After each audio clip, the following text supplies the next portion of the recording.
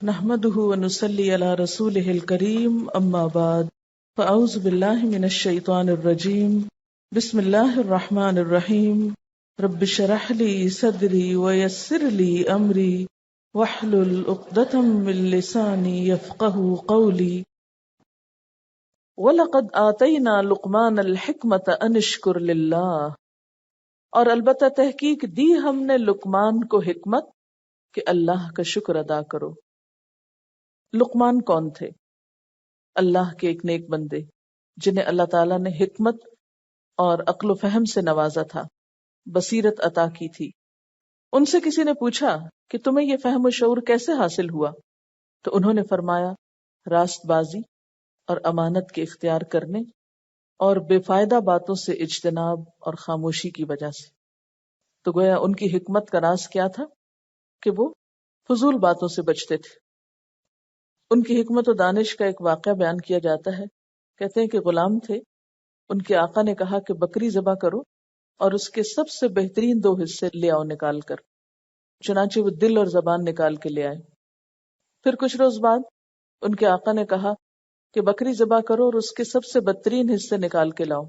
تو دوبارہ دل اور زبان نکال لائے۔ تو اس نے پوچھا کہ تم اچھی چیزیں بھی انہی کو بتاتے ہو اور بری چیزیں بھی انہی کو؟ اس نے کہا کہ ہاں، اگر یہ 2 چیزیں درست ہو جائیں تو سب کچھ درست ہو جاتا ہے، اور اگر یہ 2 چیزیں بگڑ جائیں تو ہر چیز بگڑ جاتی۔ حضرت لقمان کے بارے میں تفسیری روایات میں بہت اختلاف پایا جاتا ہے کہ ان کی اصل کیا تھی۔ کہتے ہیں کہ یہ حبشہ یا مصر کے رہنے والے تھے، پھر شام میں سکونت اختیار کر لی، حضرت داؤد علیہ السلام کا زمانہ پایا۔ بعض نے ان کو نبی بھی بتایا ہے، لیکن اکثریت نے اس سے اختلاف کیا ہے۔ بہرحال وہ جو بھی تھے، قرآن ان کو حکیم و دانا انسان کے طور پر متعارف کرتا ہے۔ اور دوسری بات یہ کہ ان کی شخصیت عربوں کے ہاں بہت مشہور تھی۔ شعراء جاہلیت مثلاً امر القیس، لبید، عاشا، طرفہ وغیرہ کے کلام میں ان کا ذکر ملتا ہے۔ بعض پڑھے لکھے عربوں کے ہاں صحیفہ لقمان نام کی کتاب بھی تھی۔ ان کے حکیمانہ اقوال زرعی جس کو آپ کہتے ہیں، وہ اس مجموعے میں موجود تھے۔ روایات میں آتا ہے کہ ہجرت سے 3 سال پہلے مدینہ کا پہلا شخص جو نبی صلی اللہ علیہ وسلم سے متاثر ہوا وہ سوید بن سامت تھا۔ وہ حج کے لیے مکہ گیا۔ وہاں آپ صلی اللہ علیہ وسلم اپنے قاعدے کے مطابق مختلف علاقوں سے آئے ہوئے حاجیوں کی قیام گاہوں پہ جا جا کر دعوت اسلام دے رہے تھے۔ تو اتنے میں سوید نے آپ صلی اللہ علیہ وسلم کی بات سنی، اور جو باتیں آپ پیش کر رہے تھے اس سے بہت متاثر ہوئے اور کہنے لگے کہ میرے پاس بھی ایک چیز ہے جو آپ کی باتوں سے ملتی جلتی ہے۔ آپ نے پوچھا کہ وہ کیا ہے؟ تو اس نے کہا کہ مجلہ لقمان، یعنی لقمان کی نصیحتوں پر مبنی ایک مجلہ یا کتاب ہے۔ اس پر آپ صلی اللہ علیہ وسلم نے اس کی چند باتیں سنی، لیکن آپ نے اس کے مقابلے میں قرآن پاک کا کچھ حصہ پڑھ کر سنایا تو سوید نے اس کا اعتراف کیا کہ ہاں فی الواقع قرآن جو ہے وہ مجلہ لقمان سے بھی بڑھ کر بہترین چیز ہے۔ یہ بھی سیرت ابن ہشام کا واقعہ ہے۔ آپ دیکھیں کہ سورۃ لقمان کا پچھلی سورت سے کیا تعلق ہے۔ سورۃ روم میں بار بار دین فطرت کی بات کی گئی کہ یہ دین جس کی طرف محمد صلی اللہ علیہ وسلم بلا رہے ہیں، یہ تمہاری اپنی باتیں، تمہاری فطرت ان کا تقاضا کرتی ہے، اس کی ضرورت ہے۔ اور دیکھو کہ جو لوگ بھی فطرت سے قریب تھے، ہاں وہ نبی نہیں بھی تھے، محض دانا اور حکیم تھے، انہوں نے بھی ایسی اچھی باتیں کہی۔ اسی لیے ہمیں حکم ہے نا کہ حکمت مومن کی متاع گم گشتہ، جہاں پائے اسے اختیار کر لے کہ وہ اس کی اپنی ملکیت ہے۔ وَلَقَدْ آتَيْنَا لُقْمَانَ الْحِكْمَةَ أَنِ اشْكُرْ لِلَّهِ، اور حکمت کی باتوں میں سب سے پہلی بات أَنِ اشْكُرْ لِلَّهِ، اپنے بنانے والے کا شکر گزار ہو۔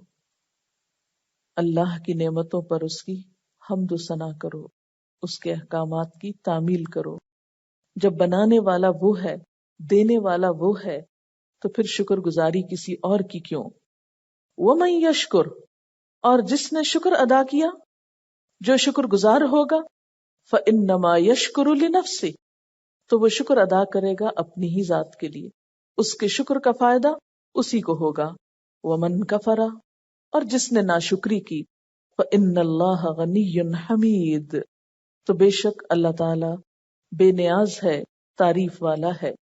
یعنی اگر کوئی اس کی تعریف، حمد و ثنا، شکر ادا نہیں بھی کرتا تو بھی وہ لوگوں کی تعریف سے بالکل بے نیاز ہے، وہ تو اپنی ذات میں آپ محمود ہے، اور جو کفر کرتا ہے اس کا یہ کفر کرنا خود اس کے اپنے ہی لیے نقصان دہ ہے، اور جو شکر کرتا ہے تو اس کی شکر گزاری اسی کے لیے فائدہ مند ہے۔ وَإِذْ قَالَ لُقْمَانُ لِابْنِهِ، اور جب لقمان نے اپنے بیٹے سے کہا۔ اب بیٹے کا ذکر یہاں خاص طور پر کیوں ہے؟ کیونکہ انسان اپنے بچوں کے لیے سب سے بڑھ کر خیرخواہ ہوتا ہے۔ کوئی بھی والدین ایسے نہیں ہوتے جو اپنے بچوں کو کوئی بری بات بتائیں یا کوئی غلط نصیحت کریں۔ ہر ماں باپ کی خواہش اور تمنا اور طریقہ کیا ہوتا ہے کہ وہ اپنے بچوں کو سب سے عمدہ چیز دیں، سب سے عمدہ نصیحت دیں، ان کے لیے بہترین سے بہترین خیرخواہی کا کام کریں۔ تو اس لیے ان کے بیٹے کا ذکر ہے کہ اس نے اپنے بیٹے کو یہ نصیحتیں کی تھی۔ وَهُوَ يَعِظُهُ، اور وہ اپنے بیٹے کو نصیحت کر رہا تھا، یا بنیا، اے میرے بچے، لا تشرک باللہ، اللہ کے ساتھ شریک نہ ٹھہرانا۔ یعنی کوئی باپ اپنے بیٹے کے ساتھ زیادتی نہیں کر سکتا، اس کو تو دھوکہ نہیں دے سکتا، اس کے ساتھ تو خیر خواہی ہی کرے گا۔ تو جس طرح لقمان نے اپنے بیٹے سے خیر خواہی کی، اور خیر خواہی میں سب سے پہلی نصیحت کیا تھی کہ شرک نہ کرنا، تو دیکھو یہ اللہ کا بندہ جو تمہارے درمیان اٹھا ہے، جو اپنی قوم کے لیے اپنی اولاد سے بھی بڑھ کر خیر خواہ ہے، وہ بھی تو تمہیں یہی تلقین کر رہا ہے کہ اللہ کے ساتھ کسی کو شریک نہ ٹھہراؤ۔ جس طرح حکمت کا اولین تقاضا اللہ کی شکر گزاری ہے، اسی طرح شکر کی اصل روح شرک سے اجتناب ہے، کیونکہ شرک دراصل ناشکر پن کی انتہا ہے۔ اب دیکھیں شرک کیا ہے؟ سب کچھ آپ کو اللہ تعالیٰ دے رہا ہے اور آپ احسان مند کسی اور کے ہو رہے ہیں، تو یہ ناشکرا پن ہے نا۔ مثلا پڑھایا لکھایا جنم دیا والدین نے آپ کو، اور آپ منہ بولی ماں بنا لے کسی اور کو۔ بعض لوگ کرتے ہیں نا ایسے، اپنے ماں باپ کو چھوڑ کر دوسروں سے دوستی کر لیتے ہیں، دوسروں کے شکر گزار ہو جاتے ہیں۔ تو اسی طرح رب کے ساتھ بھی بندے ایسا ہی طریقہ اختیار کیے ہوئے ہیں۔ رب نے پیدا کیا ان کو، رزق اس نے دیا، زندگی کی ہر نعمت اس نے دی، لیکن ان کی عبادت اور ان کی توجہ دوسروں کی طرف ہو گئی۔ ان الشرک لظلم عظیم، بے شک شرک بہت بڑا ظلم ہے، ظلم عظیم ہے۔ اور ظلم کا کیا معنی ہوتا ہے؟ کسی کو اس کے حق سے محروم کر دینا۔ یعنی اللہ کا حق کیا ہے کہ سب سے بڑا اسی کو مانا جائے، اسی کی عبادت کی جائے، اسی کی اطاعت گزاری کی جائے، اسی کا شکر ادا کیا جائے۔ لیکن جب کوئی ایسا نہیں کرتا، اس کو چھوڑ کر دوسروں کی طرف توجہ کرتا ہے، تو ایسا کرنا سب سے بڑا ظلم ہے۔ وَوَصَّيْنَا الْإِنسَانَ بِوَالِدَيْهِ، اب یہاں سے اللہ تعالیٰ کا کلام شروع ہو رہا ہے۔ لقمان کی تھوڑی سی بات، پھر اللہ تعالیٰ براہ راست اپنی طرف سے نصیحت کرتے ہیں۔ وَوَصَّيْنَا الْإِنسَانَ، اور ہم نے وصیت کی، تاکیدی حکم دیا انسان کو، کس بات کا؟ بِوَالِدَيْهِ، کہ اپنے والدین کے ساتھ یعنی اچھا سلوک کرنا، احسان کرنا۔ حملتہ امہ وہنا علی وہن، اس کی ماں نے اس کو کمزوری پر کمزوری اٹھا کر پیٹ میں رکھا، مشقت پہ مشقت اٹھا کر، ضعف پہ ضعف اٹھا کر۔ وہن کس کو کہتے ہیں؟ کمزوری کو۔ یعنی ماں کو جب حمل ٹھہرتا ہے تو بچہ تو دن بدن بڑھنا شروع کر دیتا ہے، اس کی تو گروتھ شروع ہو جاتی ہے، اور ماں دن بدن کمزور ہونے لگتی ہے، کیونکہ ماں کے خون پہ وہ پلتا ہے، ماں کی غذا سے وہ غذا لیتا ہے۔ ماں کے اندر آپ دیکھیں بچے کی پیدائش کے دوران کس کس قسم کی ڈیفیشنسیز ہو جاتی ہیں، کیلشیم کی کمی ہو جاتی ہے، انیمک ہو جاتی ہے، مائیں خون کی کمی ہو جاتی ہے، ویسے کمزوری ہو جاتی ہے۔ جو جو بوجھ بڑھتا ہے، ماں تکلیف پہ تکلیف اٹھاتی ہے، مشقت پہ مشقت کرتی ہے۔ اسی لیے والدین کے ساتھ احسان کے فوراً بعد خصوصاً ماں کی بات کی گئی کہ ماں کا حق زیادہ ہے۔ جیسے کہ ایک حدیث میں آتا ہے کہ ایک شخص نے آپ صلی اللہ علیہ وسلم سے آ کر پوچھا کہ میرے سب سے اچھے سلوک کا مستحق کون ہے؟ تو آپ نے فرمایا تمہاری ماں۔ اس نے پھر پوچھا، آپ نے فرمایا تمہاری ماں۔ اس نے پھر پوچھا تو آپ نے فرمایا تمہاری ماں۔ چوتھی دفعہ جب پوچھا تو فرمایا تمہارا باپ۔ یعنی ماں کا درجہ باپ کے مقابلے میں بھی 3 گنا زیادہ ہے، کیونکہ ماں بچے کے لیے باپ کے مقابلے میں زیادہ تکلیف اٹھاتی. تو جو جس چیز میں جتنی محنت کرتا ہے، جتنی مشقت کرتا ہے، اس کا اجر و ثواب اتنا ہی زیادہ ہو جاتا ہے. تو ماں کا درجہ کیوں زیادہ ہے؟ کیونکہ وہ بچے کو جنم دینے سے پہلے بھی تکلیفیں اٹھاتی ہے. اور یہاں وہن کا لفظ ہے. وہن کا معنی ہوتا ہے ضعف، کمزوری، سستی. ابتدا میں بھی پریگنینسی کے ماں کمزوری کا شکار ہوتی ہے. بسا اوقات وہ خود کھا پی نہیں سکتی، کھایا پیا اگل دیتی ہے، جس سے مزید کمزوری لاحق ہو جاتی ہے. اور جو جو بچے کا بوجھ بڑھتا ہے، بچے کی غذا بڑھتی ہے، بچے کی ضروریات بڑھتی ہیں، وہ سب کچھ وہ ماں ہی سے لیتا ہے. کوئی اور بیرونی ذریعہ نہیں ہوتا اس تک غذا پہنچانے کا یا اس کی ضروریات پوری کرنے کا. لہذا ماں کا درجہ اور ماں کا رتبہ زیادہ ہے کہ اس نے تکلیف پر تکلیف اٹھا کر بچے کو پیٹ میں اٹھایا. وَفِصَالُهُ فِي عَامَيْنِ، اور اس کا دودھ چھڑانا 2 سال میں پورا ہوا. اس سے یہ بات لازم نہیں آتی کہ 2 سال ضروری ہے دودھ پلایا جانا، کیونکہ دوسری جگہ پر آپ پڑھ چکے ہیں کہ وَالْوَالِدَاتُ يُرْضِعْنَ أَوْلَادَهُنَّ حَوْلَيْنِ كَامِلَيْنِ لِمَنْ أَرَادَ أَنْ يُتِمَّ الرَّضَاعَةَ، کہ مائیں اپنے بچے کو دودھ پلائیں. کتنا؟ 2 سال. لمن اراد ان یتم الرضاعہ، اس کے لیے جو ارادہ کرے کہ رضاعت کی مدت پوری کرے. تو اس سے کیا پتہ چلتا ہے کہ مدت رضاعت 2 سال سے زیادہ نہیں ہے. انشکر لی، اب یہ انشکر لی کس کے ساتھ جا رہا ہے؟ ووصینا الانسان بوالدیہ. کیسا معاملہ؟ انشکر لی ولوالدیک، کہ شکر گزار رہو میرے اور اپنے والدین کے. یہاں پھر والدین کا ذکر آ گیا. تو حسن سلوک میں والدین کے ساتھ سب سے پہلی چیز کیا آتی ہے؟ شکر گزاری. اور شکر دل کے احساسات کا نام ہے، کیونکہ حسن سلوک ہو ہی نہیں سکتا جب تک کہ دل میں جذبات اچھے نہ ہو ماں باپ کے لیے. اگر دل میں ان کے لیے بھلائی ہوگی، خیر کی بات ہوگی، محبت ہوگی، شکر گزاری کے جذبات ہوں گے، تو عمل خود بخود درست ہوتا جائے گا. لیکن اگر دل میں بدگمانیاں ہوں، دل میں نفرت ہو، دل میں ان کے خلاف وسوسے ہوں، تو پھر ہو نہیں سکتا کہ انسان ان کے ساتھ کبھی بھی اچھا سلوک کر سکے. ہمارے معاشرتی اقدار میں جہاں اور بہت سی چیزوں میں فرق آیا ہے، وہاں اولاد اور والدین کے باہم سلوک میں بھی بہت فرق آ گیا ہے. پہلے بچے ماں باپ سے ڈرا کرتے تھے، اب ماں باپ بچوں سے ڈرتے ہیں. پہلے بچے کوشش کرتے تھے کہ ماں باپ ہم سے خوش رہیں، اب ماں باپ اس کوشش میں لگے ہوتے ہیں کہ بچے کسی طرح راضی رہیں، وہ ناراض نہ ہوں. پہلے بچے ضرورت کے لیے ماں باپ کی طرف رجوع کرتے تھے، اب ماں باپ کھانا لے لے کے پیچھے بھاگتے ہیں کہ یہ کھا لیں اور ان کی ضروریات پوری ہو جائیں. کیونکہ ہر چیز فطرت سے ہٹ گئی نا، سب سائیکل الٹے چل پڑے، تو اسی لیے یہ ترتیب بھی بدل گئی. اللہ تعالیٰ اولاد کی ذمہ داری بتاتے ہیں کہ میرے لیے اور اپنے والدین کے لیے شکر گزار رہو.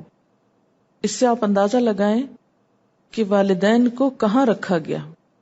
اللہ تعالیٰ والدین کا حق کس جگہ رکھ کے بتا رہے ہیں؟ جہاں اپنا حق رکھا، انشکر لی ولوالدیک. اس سے کیا پتہ چلتا ہے کہ والدین کی خوشی میں اللہ تعالیٰ کی خوشی ہے اور والدین کی ناراضگی میں اللہ تعالیٰ کی ناراضگی ہے. انشکر لی ولوالدیک.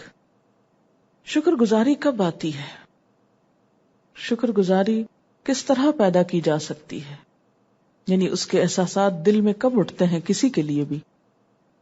جب انسان اس کا احسان مانے. جب احسان ہی نہ مانے تو شکر گزاری کیوں آئے گی؟ میں نے آپ کو شکر کے بارے میں وہ مثال دی تھی کہ آپ بیٹھے ہیں، لکھ رہے ہیں، آپ کا قلم سوکھ گیا ہے، کوئی شخص آپ کی مدد کرتا ہے، آپ کے دل میں جو کیفیت پیدا ہوتی ہے اس احسان کے جواب میں، اس کا نام شکر گزاری.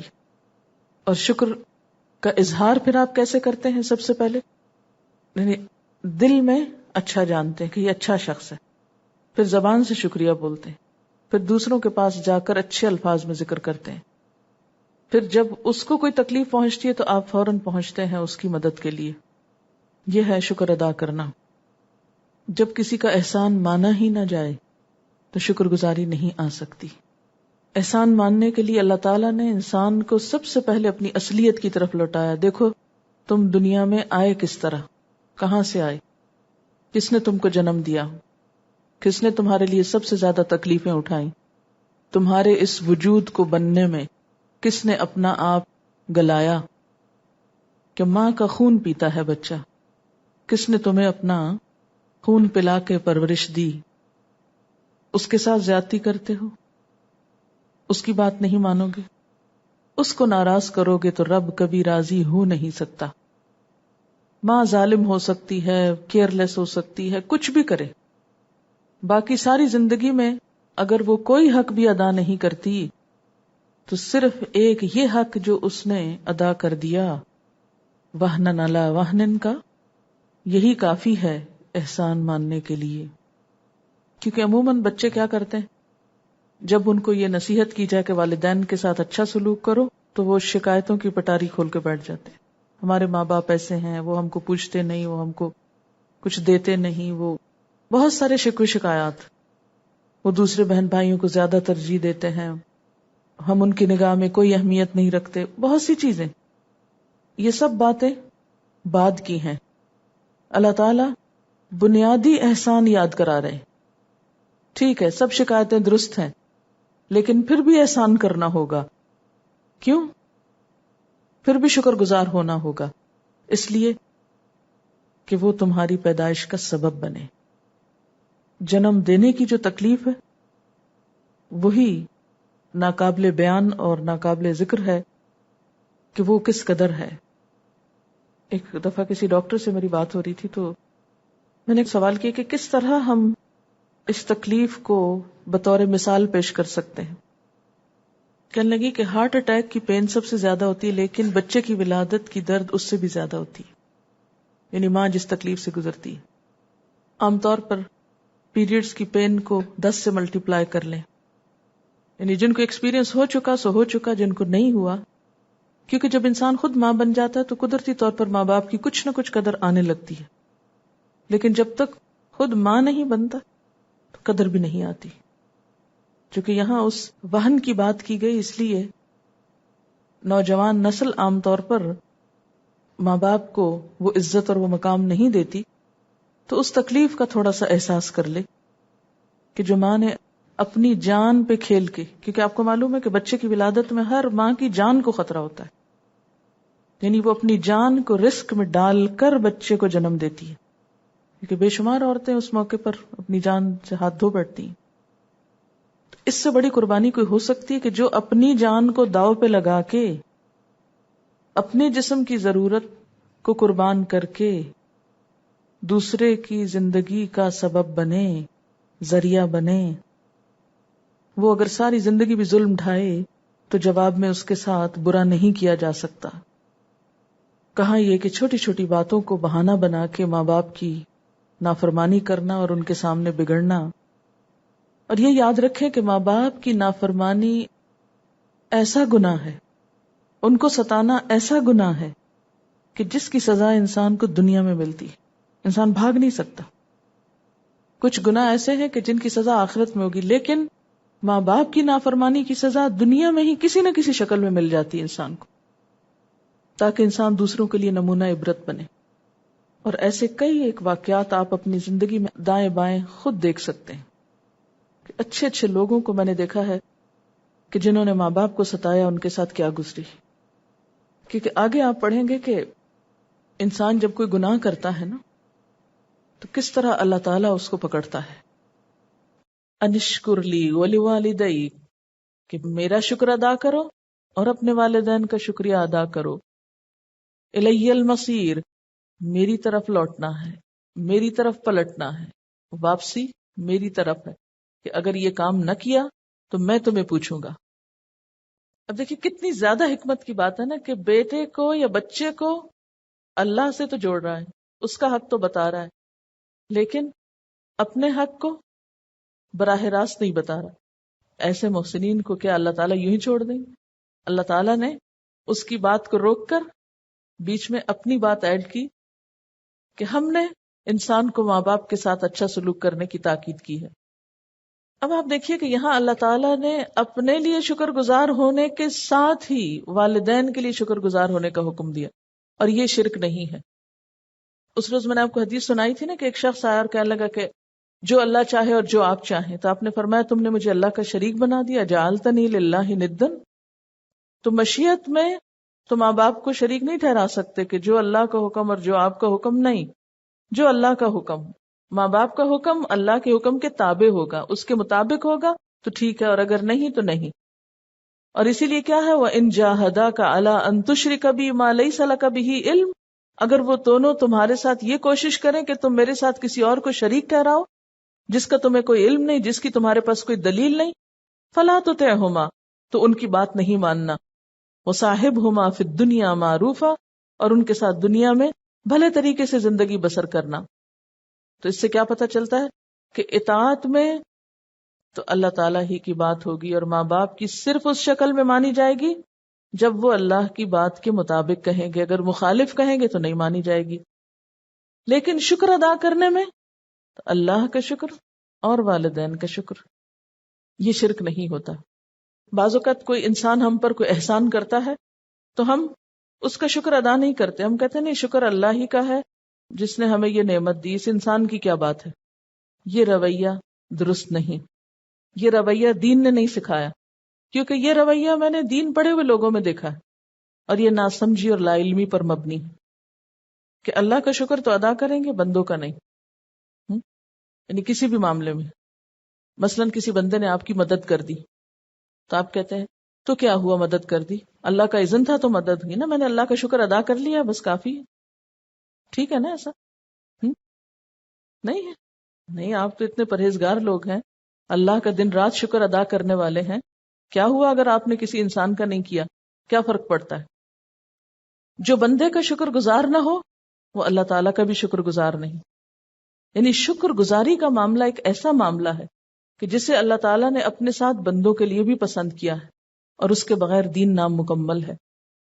اس کے بغیر جب انسان بندوں کا حق مار جاتا ہے نا، بندوں کے ساتھ زیادتی کرتا ہے، تو اس کا نقصان بھی خود اسی کو پہنچتا ہے، معاشرے کے اندر سے خوشگواری ختم ہو جاتی، کیونکہ یہ قدرتی بات ہے کہ جو بھی آپ پر احسان کرے، مثلا ماں باپ کریں یا رشتہ دار کریں یا کوئی غیر کرے یا کسی بھی طرح کا احسان کرے، اگر آپ اس کو مانیں گے نہیں تو وہ اس کے ساتھ ظلم ہوگا، اور جس کے ساتھ آپ ظلم کر رہے ہو اس سے آپ کو کچھ زیادہ خیر نہیں پہنچ سکتا۔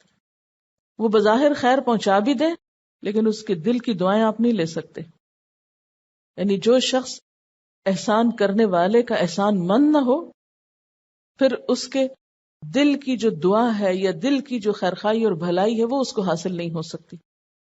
اس کے برعکس شکر گزار لوگ، با اخلاق لوگ ہمیشہ دنیا اور آخرت دونوں کی بھلائیاں سمیٹ لے جاتے ہیں، کہ زندگی میں جس کسی نے احسان کیا ہے اس کو کم از کم سوچے تو صحیح، اکنالج تو کریں، اور اس کا شکر گزار کسی نہ کسی شکل میں ضرور ہوں۔ تو یہاں بھی ایک ہی جملے میں، ایک ہی اسٹریچ میں اللہ تعالیٰ نے فرمایا انشکر لی ولوالدی، صرف میرا نہیں، میرا شکر بھی ادا کرو اور والدین کا بھی کرو۔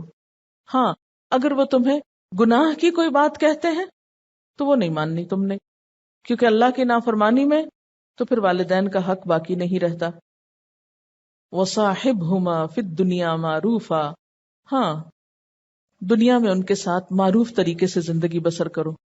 یعنی اگر والدین اللہ کے نافرمان ہیں یا نافرمانی کا حکم دیتے ہیں تو بھی تم ان کے ساتھ بدتمیزی نہیں کرو گے، تو بھی ان کے ساتھ برا نہیں کرو گے۔ مثلا عام طور پر اولاد کیا سوچ لیتی، ہمارے والدین نے وہ جو فلاں زیادتی ہمارے ساتھ کی تھی نا، تو اس بنا پر ہم والدین کے ساتھ یہ سلوک کر رہے ہیں۔ شیطان کوئی بھی وسوسہ ڈال دیتا ہے۔ اکثر ینگسٹرز کے اندر یہ خرابی دیکھی گئی کہ ماں باپ کو دشمن سمجھتے ہیں، خصوصاً ٹین ایج میں۔ ماں باپ پکے دشمن نظر آتے ہیں. یہاں تک بچے کہہ دیتے ہیں کہ آپ نے ہمیں جنم کیوں دیا تھا، آپ ہمیں مار ڈالتے، آپ نے تو ہمیں دنیا میں لا کر ہمارے ساتھ زیادتی کی. تو یہ ناشکری کی انتہا ہے. آپ دیکھیں کہ کسی کے دنیا میں آنے کا فیصلہ انسانوں کے اپنے اوپر نہیں ہوتا، یہ تو اللہ کا فیصلہ ہے. ماں باپ اگر دنیا میں لانے کا سبب بنے، خواہ آپ اپنی زندگی سے بیزار ہیں تو بھی یہ کیا ہے، دراصل اللہ کے اذن سے ہوا. اللہ کا حکم نہ ہوتا تو کون اس زمین پر زندہ ہوتا؟ کوئی بھی نہیں. عموماً آپ دیکھیں خاندانوں کے اندر، گھرانوں کے اندر جتنی بے چینیاں پائی جاتی ہیں، جتنی تعلقات کی خرابیاں، اس کی بنیادی وجہ ناشکرا پن ہے. شوہر اور بیوی کا بگاڑ ناشکرے پن کی وجہ سے ہوتا ہے. بیوی شوہر کے حق میں شکر گزار ہونا شروع کرے، آپ دیکھیں کہ پوری خاندانی زندگی کا نقشہ بدل جائے گا. جب ہم دوسرے کے احسان کو مانتے ہی نہیں، جب ہم شکر ادا ہی نہیں کرتے، تو ہم اس سے مزید کس خیر کی توقع رکھتے ہیں کہ وہ ہمارے ساتھ کیا بھلائی کرے. یعنی انسان انسان ہے نا، کب تک کوئی آپ کے ساتھ یک طرفہ طور پہ بھلائی کرتا رہے گا؟ نہیں.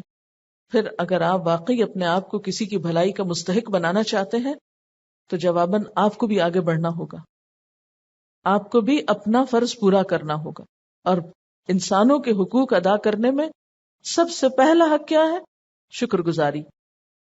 وَإِن جَاهَدَاكَ عَلَىٰ أَن تُشْرِكَ بِي مَا لَيْسَ لَكَ بِهِ عِلْمٌ فَلَا تُطِعْهُمَا وَصَاحِبْهُمَا فِي الدُّنْيَا مَعْرُوفًا. تو عموماً معروف طریقے سے زندگی بسر کرنے سے کیا چیز روکتی ہے انسان کو والدین کے ساتھ؟ وہ ہمارے والدین زیادہ ریلیجس نہیں نا، اس لیے ہمارے دل میں ان کی کوئی عزت نہیں. بعض دیندار لوگوں سے اس قسم کی فضول باتیں بھی سننے کو ملی ہیں. اس لیے میں آپ سب کو اس مقام پر اور اس معاملے میں شدید قسم کی تنبیہ کرتی ہوں کہ ماں باپ کچھ بھی ہوں، کہیں زبان سے بھولے میں بھی کوئی بات ان کی شان کے خلاف نہ نکلے. کچھ بھی کریں، آپ بدتمیزی کرنے کے روادار نہیں، آپ حقدار نہیں. مثلا انہوں نے آپ کو حق نہیں دیا.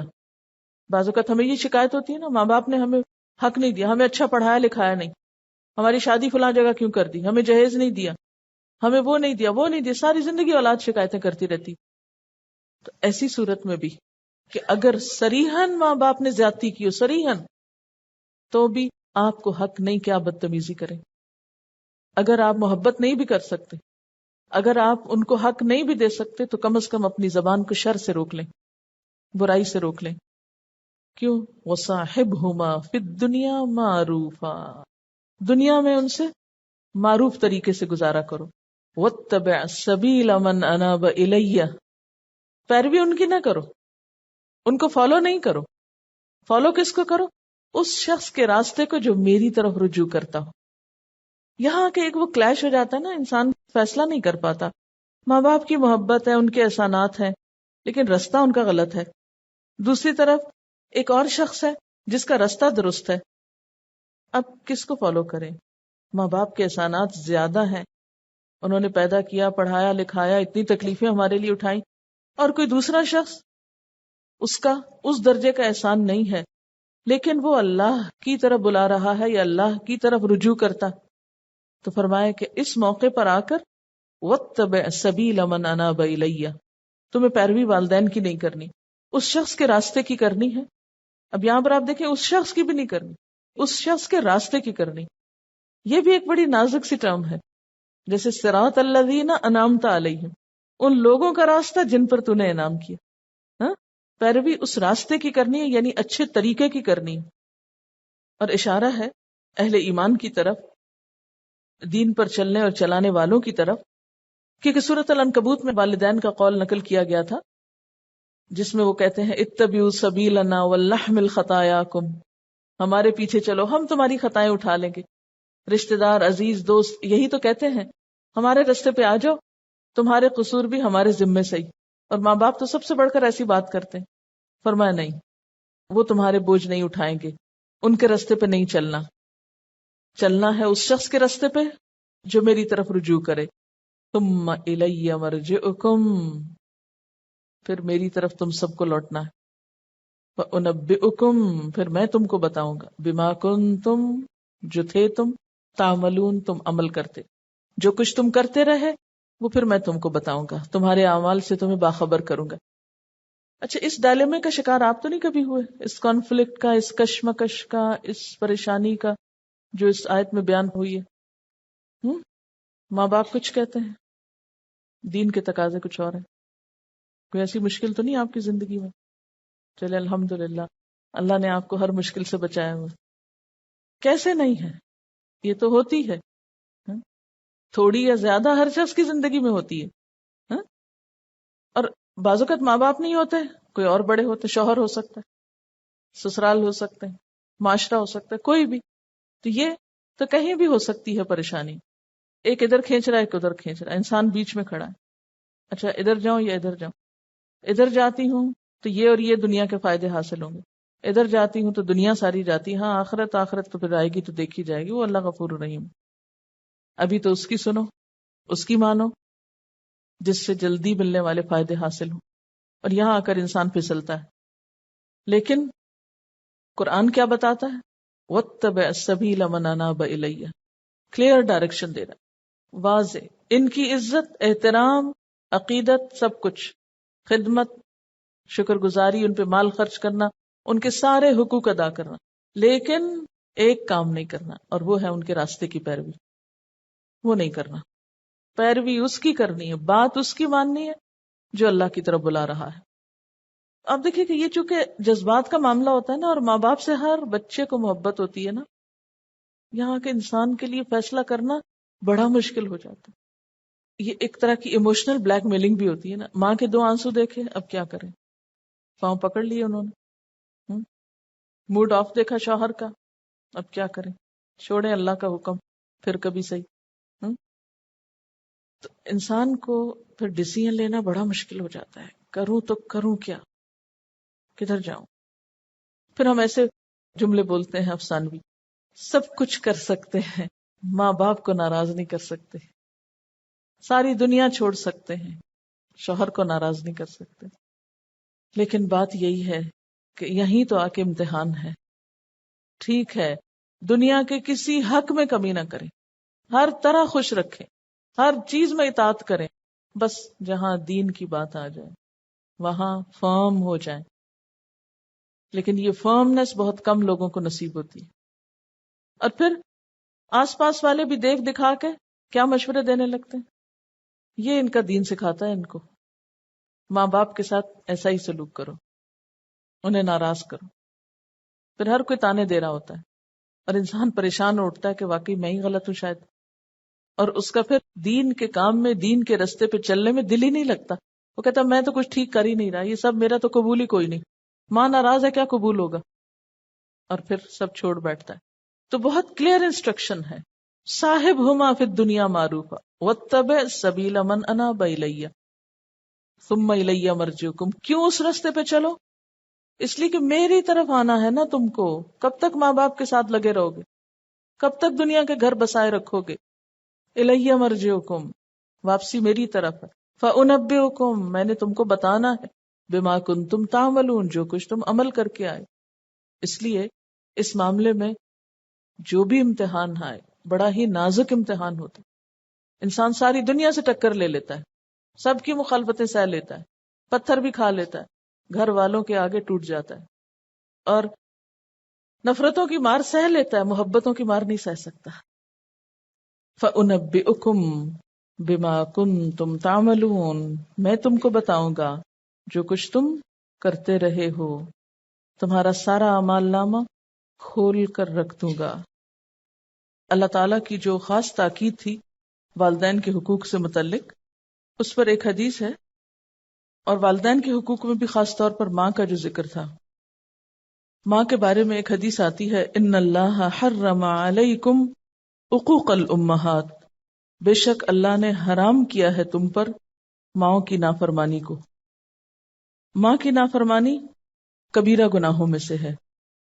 والدین کی نافرمانی کے بارے میں ایک عمومی حدیث آپ پہلے بھی پڑھ چکے ہیں کہ والدین کی نافرمانی ان گناہوں میں سے ہے جس کی سزا انسان کو دنیا میں بھی مل جاتی ہے. اس سلسلے کی ایک اور حدیث ہے، صحیح مسلم کی روایت ہے. حضرت ابو ہریرہ رضی اللہ تعالی عنہ کہتے ہیں کہ آپ صلی اللہ علیہ وسلم نے فرمایا 3 بچوں کے سوا کسی نے پنگھوڑے میں کلام نہیں کیا، یعنی بچپن میں بالکل جب بچہ ہوتا ہے اور کوئی بامانہ کلام نہیں کر سکتا، اس وقت 3 لوگوں نے کلام کیا، عیسیٰ ابن مریم علیہ السلام اور صاحب جریج۔ صاحب جریج اس کو کیوں کہا جا رہا ہے؟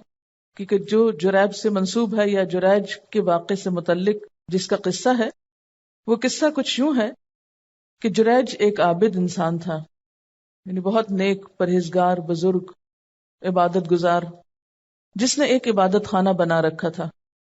ایک دن اس کی ماں آئی اور وہ نماز پڑھ رہا تھا۔ ماں نے کہا، اے جریج۔ اس نے دل میں کہا، یا اللہ، ایک طرف ماں ہے اور ایک طرف نماز ہے۔ وہ نماز میں لگا رہا حتیٰ کہ اس کی ماں واپس چلی گئی۔ دوسرے دن پھر اس کی ماں آئی اور پکارا، اے جریج۔ اس نے دل میں کہا، یا اللہ، ایک طرف ماں ہے اور ایک طرف نماز، اور وہ نماز میں ہی لگا رہا۔ اب ماں کے منہ سے بد دعا نکل گئی، کہنے لگی، یا اللہ، اسے موت نہ دینا جب تک یہ کسی بدکار عورت کا منہ نہ دیکھ لے۔ بنی اسرائیل میں جریج اور اس کی عبادت کا چرچا ہونے لگا، یعنی بہت مشہور ہو گیا اپنی عبادت کی وجہ سے۔ ان میں ایک بدکار عورت تھی جس کی خوبصورتی کی مثال دی جاتی تھی۔ وہ کہنے لگی، اگر تم چاہتے ہو تو میں اس کو پھنساؤں، یعنی بڑا عبادت گزار بنتا ہے، میں اسے اپنے دام میں پھنساتی ہوں، یعنی اس کا جو چرچا ہے یا اس کی جو شہرت ہے اسے نقصان پہنچاؤں گی۔ چنانچہ اس نے اپنے آپ کو جریج پر پیش کیا، یعنی گئی اور اس کو کہا کہ تم میرے ساتھ برا عمل کرو، لیکن وہ اس کی طرف متوجہ نہ ہوا۔ پھر وہ ایک چرواہے کے پاس گئی جو اس کے عبادت خانے کے پاس ٹھہرا ہوا تھا، اور اس نے اپنے آپ کو اس کے حوالے کیا۔ چنانچہ وہ عورت اس چرواہے سے حاملہ ہوئی۔ پھر جب بچہ پیدا ہوا تو کہنے لگی، یہ جریج کا بچہ ہے، یعنی اس عبادت گزار انسان کے نام منسوب کر دیا۔ لوگوں نے جب سنا تو بہت غصے میں آئے، اسے عبادت خانے سے نکالا اور اسے گرا دیا اور اس کی پٹائی کرنے لگے، کیونکہ عام طور پر لوگ ایسی خبروں کے بارے میں تحقیق نہیں کرتے، سنتے ہی ایموشنل ہو جاتے ہیں اور فوراً ہی ری ایکشن شو کرتے ہیں۔ جریج نے پوچھا، کوئی بات تو بتاؤ، یعنی تم مجھے اس طرح کیوں مار رہے ہو؟ وہ لوگ کہنے لگے، تو نے اس فاحشہ سے زنا کیا ہے اور اب تو اس کا بچہ بھی پیدا ہو چکا ہے۔ جریج نے کہا، وہ بچہ کہاں ہے؟ لوگ بچہ لے آئے تو جریج نے کہا، ذرا ٹھہرو، میں نماز پڑھ لوں۔ پھر وہ نماز سے فارغ ہو کر بچے کے پاس آئے اور اس کے پیٹ میں کچوکا دیا اور کہا، بچے بتاؤ تمہارا باپ کون ہے؟ بچہ بول اٹھا، فلاں چرواہا ہے۔ پھر تو لوگ جریج کے پاس آ کر اسے چومنے لگے، کہنے لگے کہ ہم تمہارے لیے سونے کا عبادت خانہ بنا دیتے ہیں۔ جریج نے کہا کہ نہیں، بس ایسا ہی مٹی کا بنا دو، کیونکہ انہوں نے اس کا گھر بھی گرا دیا۔ چنانچہ انہوں نے عبادت خانہ بنایا۔ تیسرا بچہ جس نے کلام کیا، بنی اسرائیل میں ایک عورت جو اپنے بچے کو دودھ پلا رہی تھی، ادھر سے ایک نہایت خوش وضع سوار گزرا۔ وہ عورت اس سوار کو دیکھ کر کہنے لگی، یا اللہ، میرے بچے کو اس سوار جیسا بنا۔ بچے نے ماں کا دودھ چھوڑ کر کہا، یا اللہ، مجھے ایسا نہ بنانا۔ پھر وہ دودھ پینے لگا۔ پھر وہاں سے ایک لونڈی گزری جسے لوگ مارتے جا رہے تھے۔ وہ عورت کہنے لگی، یا اللہ، میرے بیٹے کو ایسا نہ بنانا۔ بچے نے دودھ پینا چھوڑا اور بول اٹھا، یا اللہ، مجھے ایسا ہی بنانا۔ میں نے اپنے بچے سے کہا کہ تو ایسا کیوں کہہ رہا ہے؟ بچے نے کہا، وہ سوار تو ظالم لوگوں سے تعلق رکھتا ہے اور ظالم ہے، اور اس لونڈی کے متعلق لوگ کہتے ہیں کہ اس نے چوری کی اور زنا کیا، حالانکہ اس نے کچھ بھی نہیں کیا۔ بہرحال یہاں پر اس واقعے کو سنانے کا مقصد یہ ہے کہ ماں کی نافرمانی اگر کوئی عبادت گزار یا نیک شخص بھی کرتا ہے تو اس کو بھی دنیا میں سزا مل سکتی ہے۔ ماں کا دل توڑنا، ماں کو تکلیف پہنچانا، ماں کی بات نہ ماننا جبکہ وہ جائز بات ہو، کبیرہ گناہوں میں سے بھی بڑا گناہ ہے۔ اس کی وجہ کیا ہے؟ اس کی وجہ جیسا کہ قرآن پاک میں آتی ہے، حملتہ امہ وہنا علی وہن وفصالہ فی عامین ان اشکر لی ولوالدیک الی المصیر، کہ ماں باپ کے مقابلے میں بچے کی پیدائش میں اور اس کو پروان چڑھانے میں مسلسل تکلیف سے گزرتی ہے، وہ اسے اپنا خون جگر پلاتی، وہ اس کے لیے راتیں جاگتی، وہ اس کی نجاست صاف کرتی، وہ اس کی بیماری پر، اس کے دکھ پر دکھی ہوتی، اور یہ دکھ اور یہ احساس اور یہ تکلیف ماں کے علاوہ کوئی دوسرا محسوس نہیں کر سکتا، اس لیے اس کا اجر اور اس کا مقام اور مرتبہ بھی بڑا رکھا گیا۔ اس واقعے سے آپ نے اور کیا سیکھا ہے؟ پہلی بات تو یہ ہے کہ یہ واقعہ آپ صلی اللہ علیہ وسلم کا سنایا ہوا ہے، اس لیے کوئی من گھڑت کہانی یا جھوٹی بات نہیں، کوئی افسانہ نہیں، آپ کی بیان کردہ روایت ہے۔ اور آپ صلی اللہ علیہ وسلم کی معلومات کا سورس کیا تھا؟ وحی الہی۔ آپ کہیں سے کوئی تاریخ کی کتابیں پڑھ کے نہیں آتے تھے کہ وہاں سے قصے کہانیاں روایت کرتے ہوں یا سنی سنائی باتیں آگے روایت کرتے ہوں۔ وحی کی دو قسمیں ہوتی ہیں، وحی مطلوب اور غیر مطلوب۔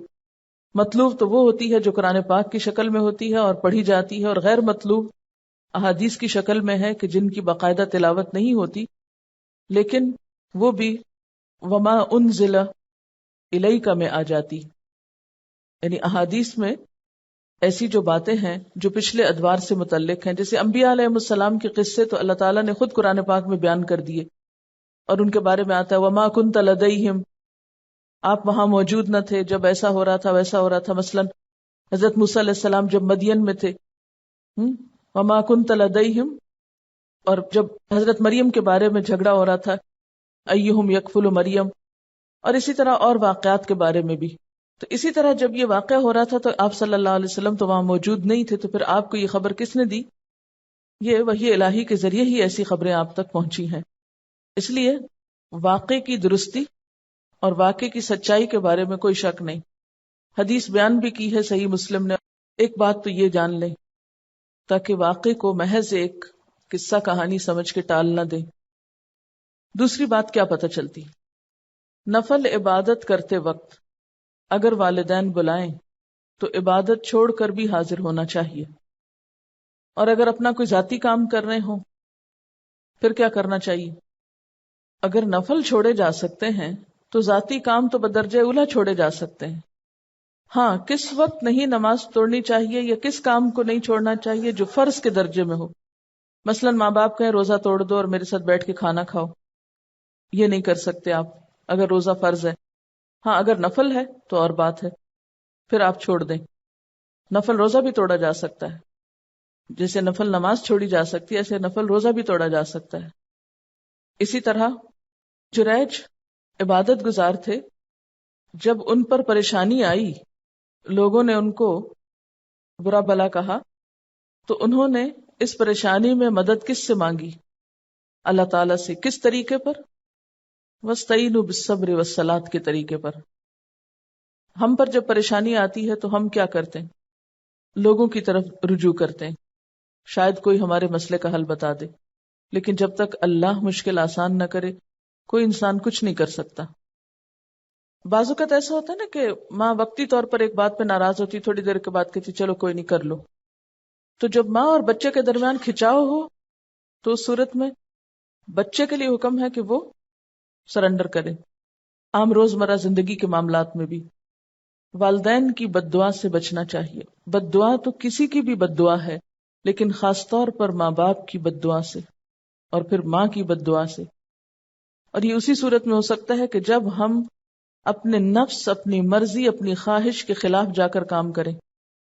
یہ بے حد ضروری، کیونکہ بعض کام ایسے ہیں جو والدین کہتے ہیں اور ہمارا دل نہیں چاہتا، یا ہمارا موڈ نہیں ہوتا، یا کوئی بھی اور ایسی وجہ بنا لیتے ہیں ہم، اور اس صورت میں والدین کو ناراض کرتے ہیں، پریشان کرتے ہیں۔ تو ایسی صورت میں جب تک ہم اپنے نفس کی قربانی نہیں دیں گے ان کا حق ادا نہیں ہوگا۔